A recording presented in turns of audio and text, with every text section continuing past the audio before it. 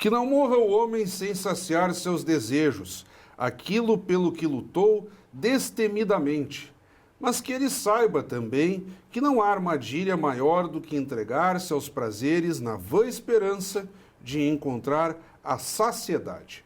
Esse é um dos trechos do texto Saibamos ceder com gratidão aos desígnios da carne e do espírito, mantendo um discreto controle sobre eles. Da coletânea, então, de textos filosóficos, Jardim de Bolso, Lições Estoicas para uma Vida Serena, obra que está em vias de ser lançada aqui em Caxias do Sul, pelo escritor e filósofo Gilmar Marcílio, que retorna aqui ao Café com Letras da TV Câmara Caxias, canal 16 da NET, depois de alguns anos. É uma honra tê-lo conosco aqui, Gilmar. Obrigado, igualmente. Sempre um prazer, é um bate-papo muito descontraído. Acho que é uma alegria para quem escreve poder partilhar, né, para os nossos possíveis leitores e através dessa tua maneira tão coloquial e agradável de apresentar o nosso trabalho. Eu já aproveito para te agradecer inicialmente pela oportunidade. Então, Gilmar, eu até recebi a propósito disso aqui, da tua assessoria. Nós teremos o lançamento ao vivo em uma live no dia 10 de junho, às 19 horas, pelos canais oficiais da Livraria do Arco da Velha, aí, Facebook, redes sociais de um modo geral. Então, já gostaria que tu divulgasses um pouco desse lançamento. As pessoas conhecem o formato aqui do Café com Letras, teremos um bom tempo também para, digamos assim, comentarmos, abordarmos todos os aspectos da obra já lida por mim antecipadamente. Muito obrigado. Na verdade, o momento exige isso, né? Não se pode pensar num lançamento presencial. Eu acho que é uma realidade ao qual, darwinianamente, a gente está se adaptando e só esses sobreviverão, né? Eu sempre fui um crítico muito ferrenho do mau uso, mas não das políticas da internet, das redes sociais. Acho que a gente, esse último ano de pandemia, ele acelerou de uma maneira vertiginosa aquilo que estava programado para acontecer em 10 ou 20 anos, mas a gente tem que ter essa sensibilidade e perceber que os canais de divulgação são esses. Então, e que bom, né? Imagina se nós não tivéssemos isso durante esse tempo todo, nós estaríamos num processo de isolamento, de solidão muito maior do que muitos de nós nos sentimos mergulhados, né? E a possibilidade de trazer a público, partilhar com os leitores essas 100 breves lições baseadas nos ensinamentos de um dos meus grandes mestres, Lúcio Aneu Sêneca, um filósofo, orador e político que nasceu no primeiro século da era cristã e que foi, junto com o imperador Marco Aurélio e o ex-escravo Epíteto, um dos fundadores de uma escola que ainda hoje tem muito a nos dizer, a escola do estoicismo. Às vezes as pessoas se perguntam, mas o que significa na raiz a palavra estoicismo? Estoico, estoa, significa pórtico, entrada. Simbolicamente, é a possibilidade de se adentrar num caminho de sabedoria. Tanto que 2000 anos, quando as pessoas me dizem é uma filosofia moderna, contemporânea, eu digo, não, é uma filosofia atemporal. Ela nos fala hoje, como ela falou há 500 anos, como ela irá nos falar daqui a 500, 600 anos. Porque ela tem no homem, nas suas vicissitudes, nos seus defeitos, nas suas qualidades, no seu estar no mundo, o princípio básico de análise e de reflexão. Nós estamos citando nomes da Grécia Antiga. Isso. Então, situando historicamente, aí o cidadão que não tem lido com muita frequência, ou que estudou, todo mundo estudou em algum momento a Grécia Antiga, então, para aí, nós estamos tratando lá da antiguidade histórica, milhares de... alguns séculos... 2000 anos. 2000 anos, milhares de séculos lá atrás, né? 2000, 3000 antes de Cristo, aquela história toda e tal. Então, assim, como trazer isso à tona numa roupagem contemporânea? Eu conversava contigo antes da gravação e o nosso bate-papo, muitas vezes, que não vai ao ar, também é tão bom quanto, mas as pessoas hoje se popularizaram muito, os filósofos. Leandro Carnal, Luiz Pondé, tu aqui no cenário caxiense. Então, muitas vezes as pessoas leem os textos ou no jornal ou nas próprias redes sociais e vão se apropriando. O estoico, o conservador, o mais niilista, e por aí afora. pegam esses termos da filosofia, e daí agora tem, o estoico. Aí tu começas, então, fazendo uma contextualização de quais nomes são os pilares dos teus textos aqui. E nós estamos nos referindo a que tipo de filosofia? Uma filosofia pessimista, uma filosofia otimista, uma filosofia sentimental demais? Porque nós comentávamos isso também antes de entrarmos no ar. O estoico ele tem uma roupagem muito específica e, inclusive, não se serve para esses adjetivos mais fáceis de, digamos assim, adjetivar ou estereotipar. Não, o estoico é isso aqui, o estoico. Ele é difícil de cercar. O estoico, ele cabe em todas as definições e em nenhuma especificamente. Exatamente, ele é difícil de cercar. Isso, porque ele é basicamente, o próprio Sêneca diz, ser imperador de ti mesmo. É homem que se auto-observa, que cultiva virtudes, é o homem que é severo com os próprios defeitos e que está sempre em estado de atenção. Quando eu leio os estoicos, eu me lembro muito de alguns versos do Carlos Drummond de Andrade, em que ele diz, num determinado momento de um poema, o homem civiliza Marte, coloniza Marte, esquece de fazer a perigosa, a dangerosíssima viagem de si para si mesmo. Então, a grande proposta do estoicismo, que não entra em nenhuma categoria, em nenhuma... Ela é quase que uma anti-escola. Na verdade, todas as escolas, quando elas são fundadas, elas não têm a pretensão de reducionismo. A filosofia olha para o homem como um todo, e o interessante é, quando tu faz essa pergunta, o que pode servir para o nosso tempo atual do que foi dito há 2000 anos? Se a gente não tem um mínimo conhecimento do arco narrativo histórico, a gente vai cometer o pecado de pensar que o homem medieval, o homem antigo, era muito diferente do homem moderno. Aquela história, saiu de moda, não aproveito mais, não é bem assim. Exato. Na verdade, nós não somos nem um pouco originais, nem nos nossos defeitos e nem nas nossas qualidades.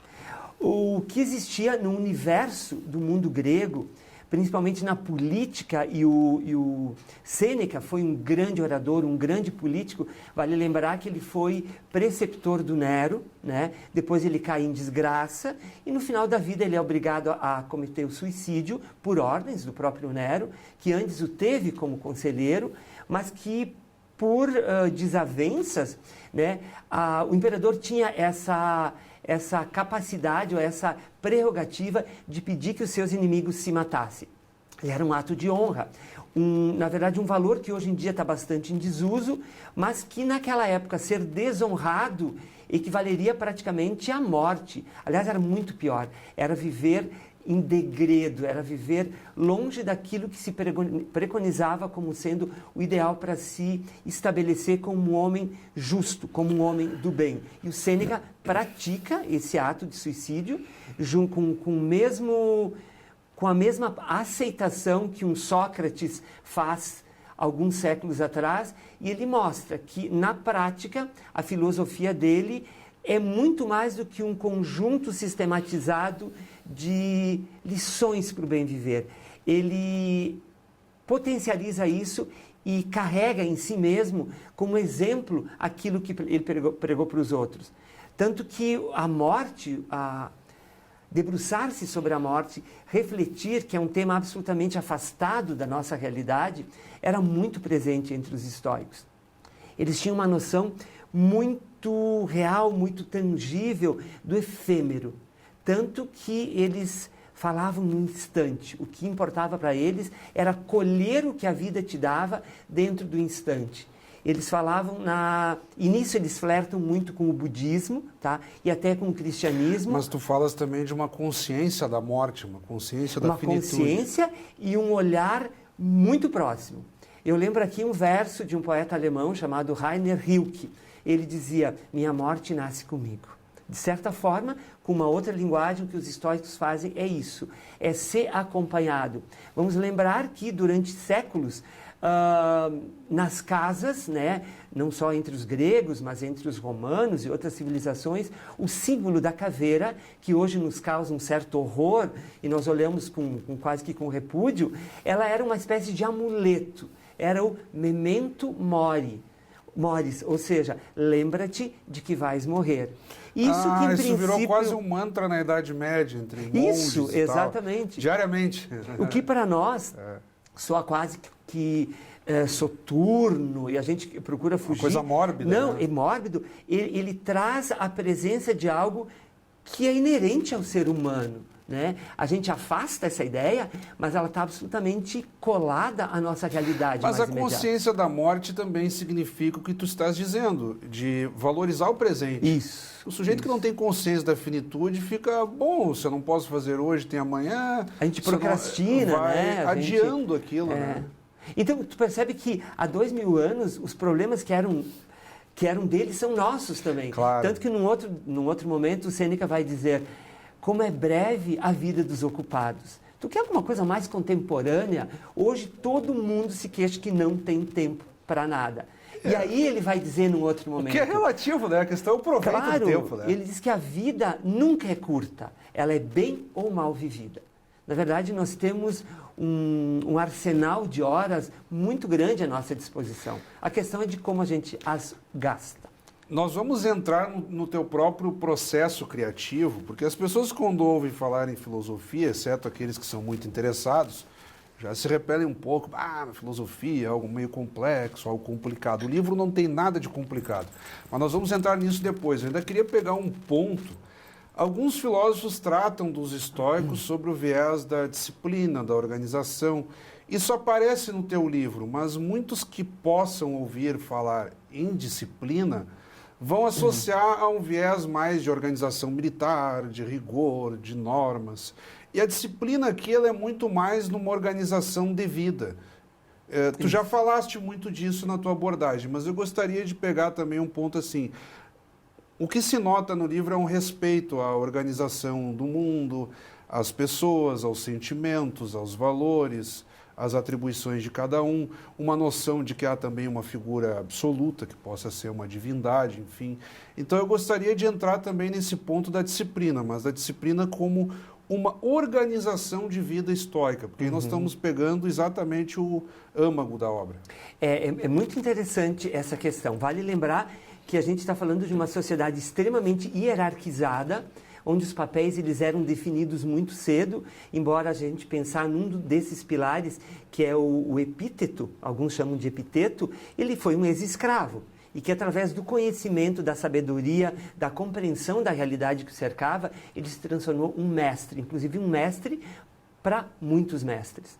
Mas essa sociedade, ela vai trabalhar com castas e a disciplina, ela tem um sentido de vida, porque o filósofo, ele não era aquele ser, e tu pontuas muito bem na tua observação, não é aquele ser que escreve numa linguagem cifrada. O filósofo grego, ele caminha pelas ruas, ele passeia nas ágoras. Ele precisa se comunicar.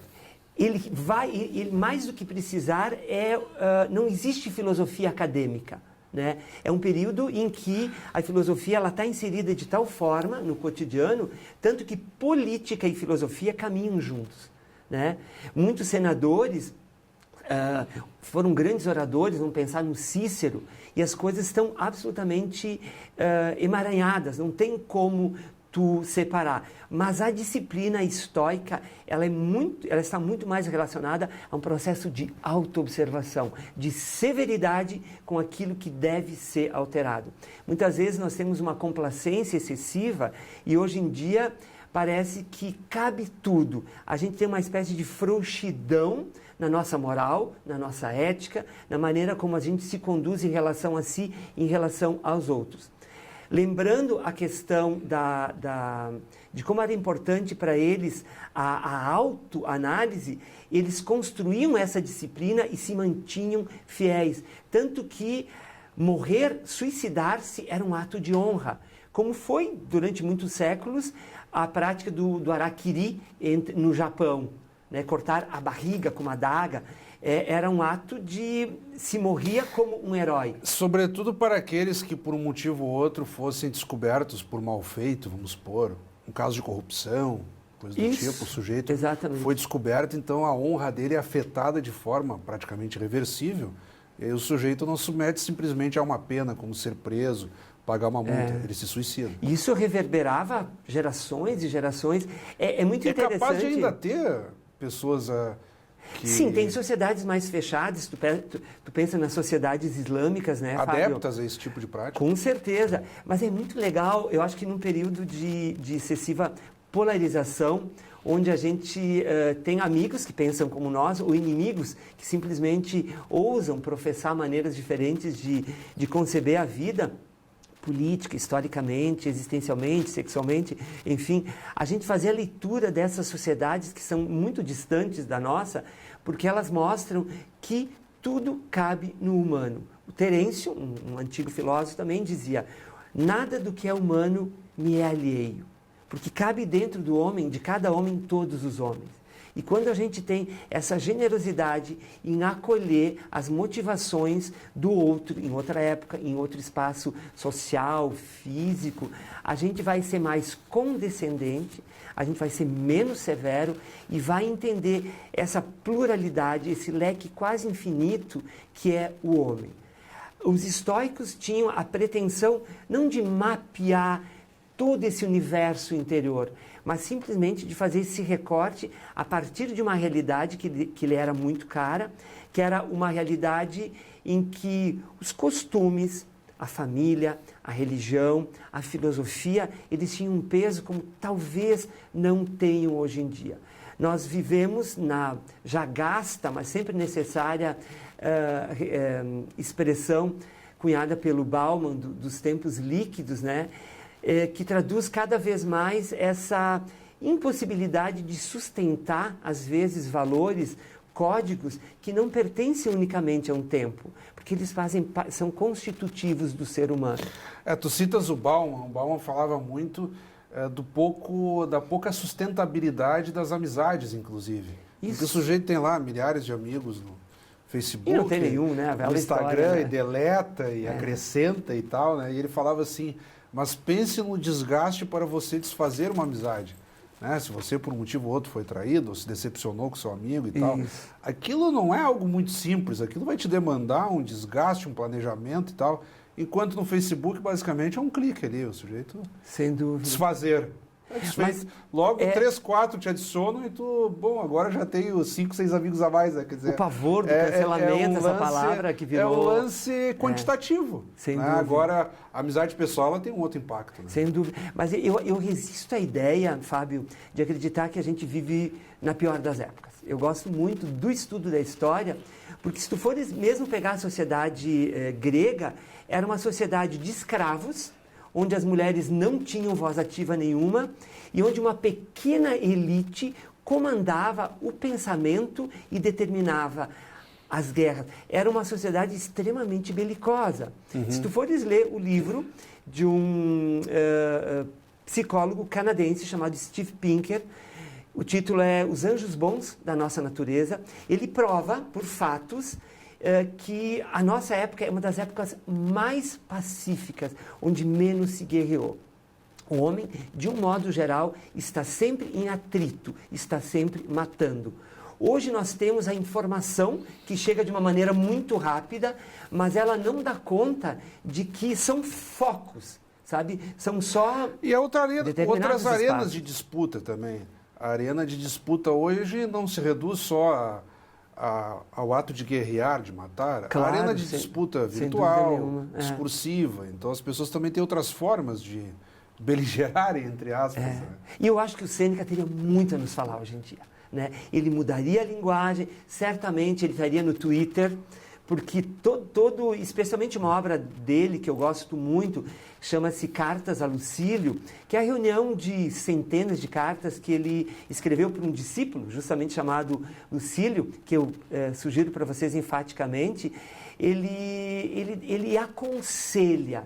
Na verdade, é o que esses gurus do pensamento, né, e, no sentido até positivo, né, lembrando desses filósofos pop, eles fazem. E eu acho muito bacana que a filosofia saia da academia. Gilmar, tu és um filósofo pop em Caxias, pelo menos. Né? Obrigado. Obrigado, não sei. A tentativa, nós falávamos antes que esse é o meu 8º livro, Sim. mas esse é o primeiro de filosofia, os outros são todos de crônicas.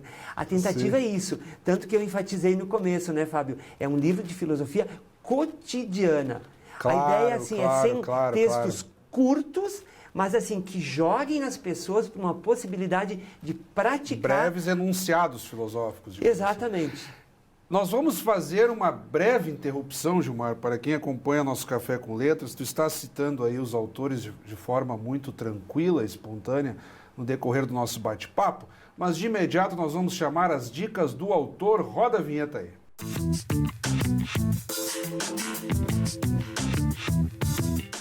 Então, nas dicas do autor, recebendo aqui o escritor e filósofo Gilmar Marcílio com a obra Jardim de Bolso, Lições Estoicas para uma Vida Serena, nós vamos dar um tempo nessa abordagem e eu vou pedir que de forma breve, Gilmar, tu compartilhes com quem está nos acompanhando neste momento dicas de autores, obras, podem ser desconhecidas, clássicos, o que tu entendas que quem está em casa tem que correr atrás e ler também. Claro. Olha, apesar de eu ter formação na área da filosofia, eu nunca me afeiçoei muito a filósofos com teorias muito complexas. Sabe quando uma frase é uma pedreira? Então, eu li Kant, eu li Wittgenstein, eu li Comte, eu li todos esses filósofos no meu processo de formação. E acho que eles foram fundamentais para o desenvolvimento do meu pensamento abstrato, mas hoje eu leio muito poesia. Eu acho que nós temos grandes luminares. Sabe quando aqueles teus dias pesam?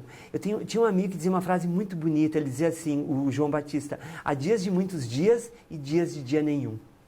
Quando acontecem esses dias de dia nenhum, eu termino... O tal dia não, assim, que deu tudo errado. Exato. Então eu disse, não, eu preciso terminar de uma forma serena, lírica. Então eu leio Adélia Prado.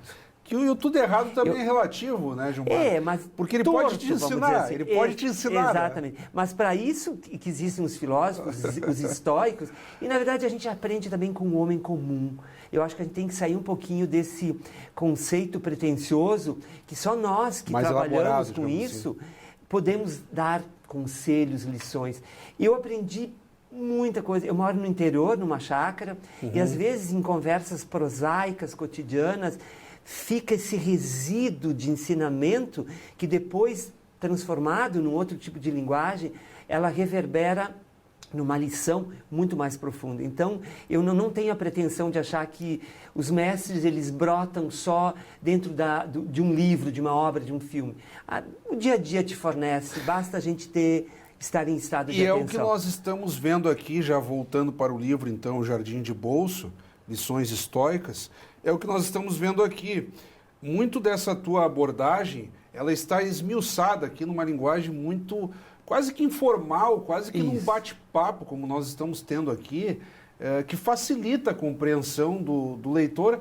E quando eu digo leitor comum, não é de forma depreciativa, mas é aquele leitor, inclusive, como eu, que não tem uma formação específica em filosofia, sou jornalista de formação, mas eu consigo aqui ler muito facilmente, não preciso consultar lá os autores na obra de origem para entender os teus textos. E aqui tu estás falando do dia a dia, como tu falaste ali, de um dia em que as coisas não deram muito certo, ou como conduzir as amizades, ou as relações familiares, ou seja, é uma obra muito leve de se ler e deixa recados ali que o sujeito vai fazer uso conforme a sua experiência de vida, a sua compreensão. E exatamente. Eu acho que tu sinaliza muito bem, Fábio. A ideia é que seja um livro que repouse na mesinha de cabeceira das pessoas e que ele seja consultado sem aquele compromisso do primeiro ao último texto.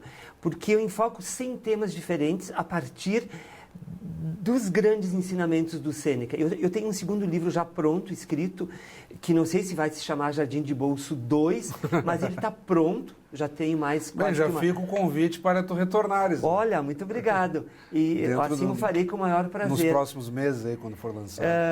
Então, a ideia é que justamente isso, ele seja uma espécie de condutor para que em tempos difíceis, porque eu acho que a gente fazer de conta que não é esse ano, ele nos mostrou que a gente teve que fazer uma revisão de muitas questões. Quase um 2020 esticado, né? Porque isso. 2021 está repetindo, né? Os psicólogos sabem que isso reverberou assim numa série de fraturas emocionais, as pessoas com depressão, com ansiedade, né? Então, eu penso que a filosofia, saída daquela caixa de frases herméticas e jogada uma luz sobre ela, ela tem muito a nos dizer, porque ela vai provocar mudanças. Eu nunca me interessei, talvez, não sei se, enfim, pelo bem ou pelo mal, mas tenho uma vida acadêmica justamente porque eu achei que, através de uma escrita mais palatável, de uma linguagem mais simples,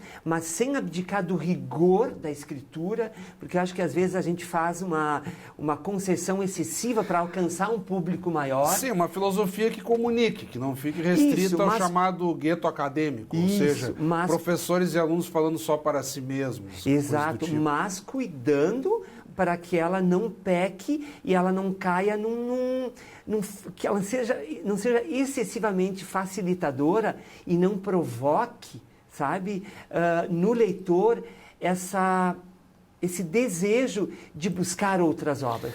Gilmar, eu vou pedir que, agora já te interrompendo porque estamos estourando o nosso tempo, mas eu vou pedir ainda que nesse minuto final, digamos assim, tu reforces o convite para o lançamento aqui de Jardim de Bolso Lições Estoicas, previsto para 10 de junho às 19 horas pelos canais virtuais da Livraria do Arco da Velha. Acredito que no Facebook é certo que tem ali, eu mesmo já participei de algumas lives do Arco da Velha pelo Facebook.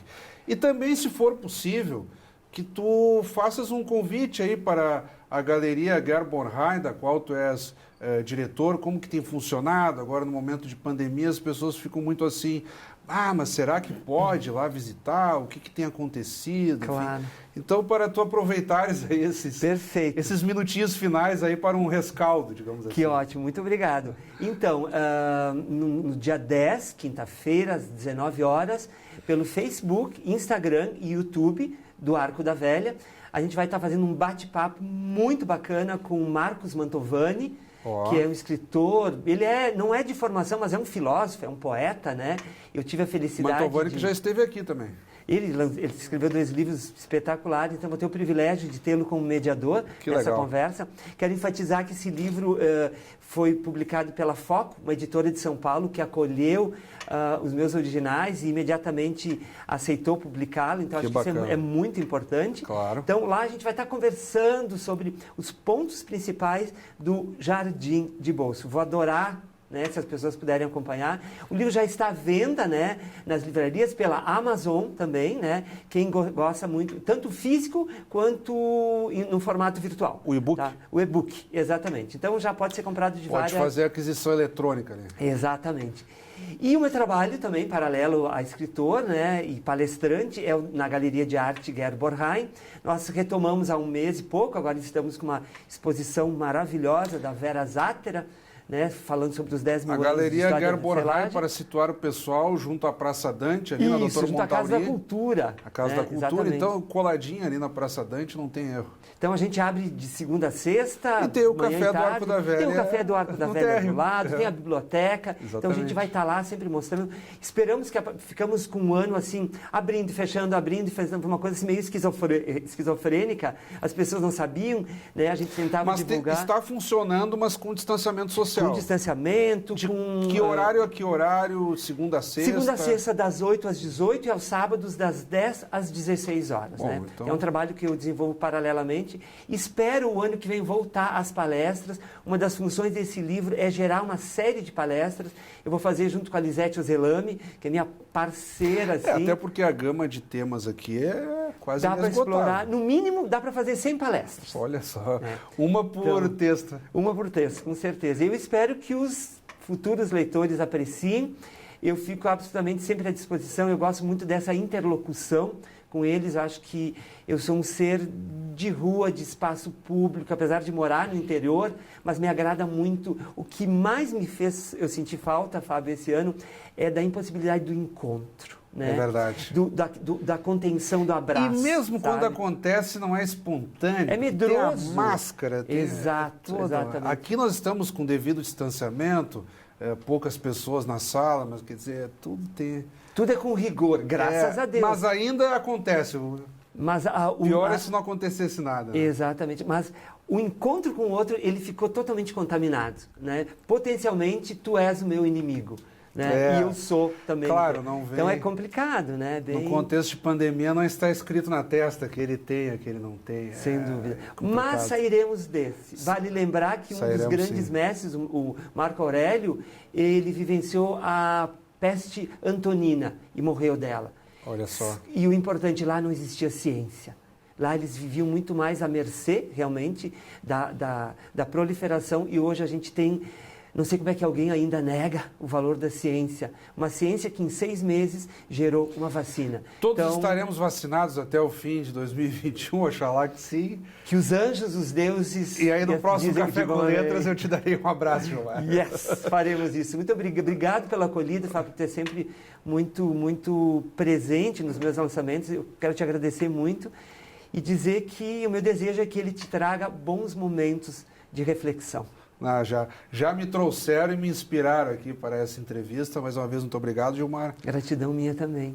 Acabamos de conversar, então, com o escritor e filósofo Gilmar Marcílio, ele que nos brindou aqui com, digamos assim, uma coletânea de textos filosóficos intitulada Jardim de Bolso, Lições Estoicas para uma Vida Serena, obra que será lançada agora quinta-feira, 10 de junho, às 19 horas, pelos canais virtuais da livraria do Arco da Velha. E como sempre, também convidamos a todos que continuem acompanhando a nossa programação. Até o nosso próximo encontro.